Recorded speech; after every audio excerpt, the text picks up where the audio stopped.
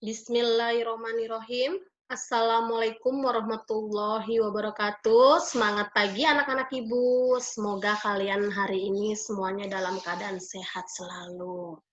Hari ini tanggal 14 Agustus 2020, Ibu akan melanjutkan pembelajaran sebelumnya yang sekarang adalah tentang penjualan wesel atau disebut juga dengan piutang wesel.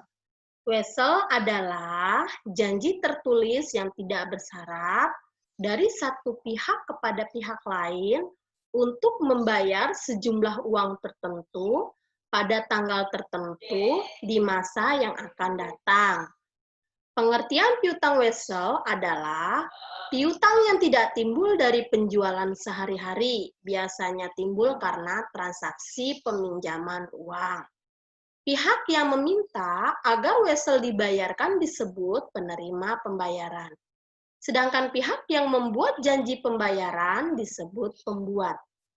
Wesel ada yang bisa dipindahkan dan ada yang tidak. Jika wesel bisa dipindahkan, berarti yang membuat wesel akan membayar kepada orang atau badan yang memegang wesel tersebut pada saat jatuh tempo. Wesel yang bisa dipindah tangankan bisa didiskontokan ke bank sebelum jatuh temponya. Seperti dalam piutang, piutang wesel harus dipisahkan untuk wesel dagang, wesel dari pegawai, dan yang lainnya. Wesel yang sudah jatuh tempo tetapi belum dilunasi harus dicatat terpisah dari wesel yang belum jatuh tempo, yaitu dicatat dalam rekening piutang wesel menunggak.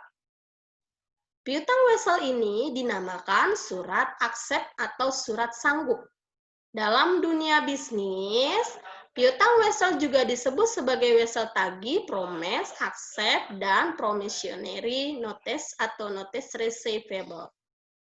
Macam-macam piutang wesel. Wesel bayar adalah janji tertulis yang dibuat oleh perusahaan untuk membayar kepada kreditor sejumlah tertentu dan bunga pada tingkat yang disepakati. Wesel tagih adalah janji tertulis yang dibuat pelanggan untuk membayar kepada perusahaan sejumlah tertentu dan bunga pada tingkat yang disepakati. Beberapa hal yang menjadi penyebab terjadinya wesel yaitu penggantian piutang yang sudah jatuh tempo tapi belum dilunasi. Transaksi ditetapkan sebagai syarat jual beli. Pinjaman dilakukan dalam bentuk uang cash atau tunai. Rekening piutang wesel berada pada posisi kredit pada saat pendiskontoan.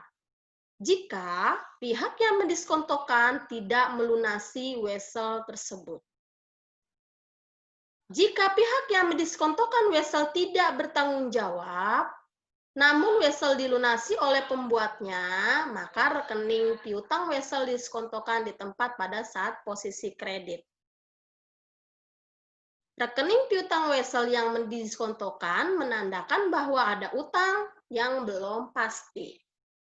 Pihak yang mendiskontokan piutang wesel harus melunasi piutang wesel tersebut.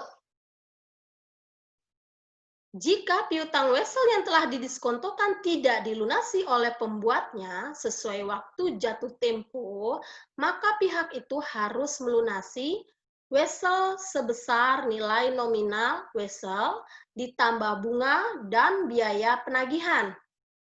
Nominal yang dibayarkan ini dicatat sebagai piutang wesel oleh pembuat wesel.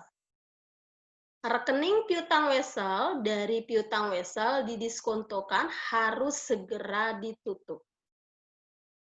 Jika pembuat wesel melunasi weselnya pada tanggal jatuh tempo, maka pihak yang mendiskontokan wesel harus segera menutup rekening piutang wesel, termasuk piutang wesel yang didiskontokan tersebut. Jika pembuat wesel tidak melunasi wesel sesuai tanggal jatuh tempo, maka orang ini akan ditagih oleh bank melalui pihak yang mendiskontokan wesel. Penjual tersebut pasti menagih uang sebesar yang dibayarkan ke bank. Yang selanjutnya adalah penjualan angsuran.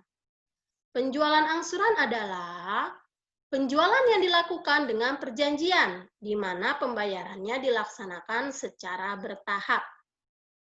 Prosedur akuntansi dalam penjualan angsuran dengan sistem perpetual. 1. Laba kotor diakui pada saatnya terjadi penjualan. Pada metode ini, laba kotor diakui saat penjualan sehingga saldo piutang penjualan angsuran merupakan beban penjualan yang belum diterima pembayarannya. Jika terjadi selisih antara nilai realisasi bersih atau barang yang diterima kembali dengan saldo piutang penjualan angsuran, merupakan laba atau rugi pembatalan penjualan angsuran. Yang kedua, laba kotor diakui pada periode-periode akuntansi selama masa penagihan angsuran. Pada metode ini, laba kotor dilakukan secara proporsional dengan penerimaan kas. Dengan demikian, saldo piutang penjualan angsuran terdiri dari laba kotor yang belum direalisasi dan beban pokok penjualan angsuran.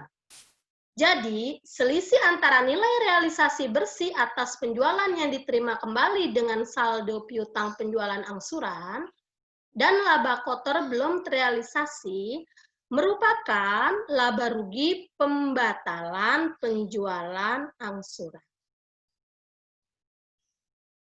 Jenis perhitungan bunga. 1. Bunga dihitung dari pokok pinjaman atau sistem bunga tetap dan angsuran pokok tetap. Pada metode ini, besarnya bunga dihitung dari pokok pinjaman sehingga besarnya bunga adalah tetap. Yang kedua, bunga dihitung dari sisa pinjaman atau bunga menurun dan angsuran pokok pinjaman tetap. Besarnya bunga dihitung dari saldo pinjaman awal periode, tergantung periode bulanan atau tahunan. Jika angsuran bulanan, bunganya didasarkan pada saldo awal tahun. Jumlah bunga semakin lama semakin menurun. Yang ketiga, sistem anuitas. Besarnya bunga dihitung menggunakan rumus anuitas. Dengan menggunakan rumus anuitas, jumlah bunga tetap, tetapi jumlah bunga semakin menurun, sedangkan angsuran pokok semakin meningkat. Bangun pagi langsung ke sekolah. Di jalan ketemu Kak Rahmat. Pendidikan bukan hanya cari ijazah, carilah ilmu yang bermanfaat. Terima kasih atas perhatiannya. Tetap terus semangat. Assalamualaikum warahmatullahi wabarakatuh.